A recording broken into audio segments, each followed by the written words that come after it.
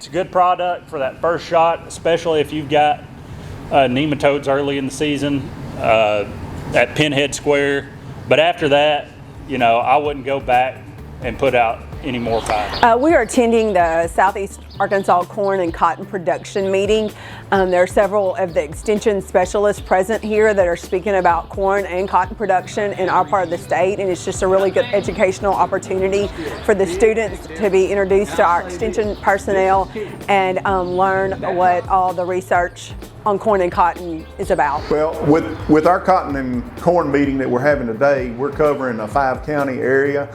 And it gives the specialist an opportunity to be a little more specific with their information on what relates to our growers here in this area. I know my plots over here at Deshae County and at the grower station, I think in general, you know, they had water on them for about 2 days, 3 days. You know, that definitely hurt. You know, now I've learned a lot just being here, you know, with the insecticide and all the chemicals to spray. Like for instance, we was talking about one chemical in there that I had no clue about. So it was just it's really a new experience to me. This whole meeting to me is just a chance to get out and shake some hands, meet some farmers from this area. All that I really do is soybeans there, so I'm looking to expand a little bit. So it gives me the opportunity to learn, expand my knowledge on cotton and corn. Well, I think it's important because it gives the students some time out of the classroom. It also opens their eyes to some of the real world production issues that our farmers and consultants face.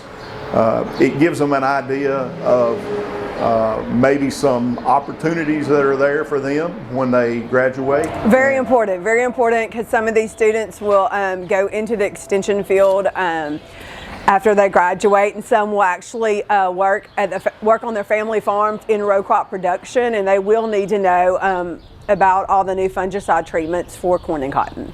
And I think a lot of that was because of the reniform pressure.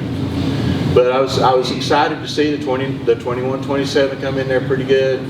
This field absolutely got thrashed by a couple of tropical storms, but still big difference. And I'll say this is key. That tropical storm went through, that first one, and I went down there to rate it. No, we've had a great turnout. Most all the students that have come and attended, and I think that is a really beneficial opportunity for them.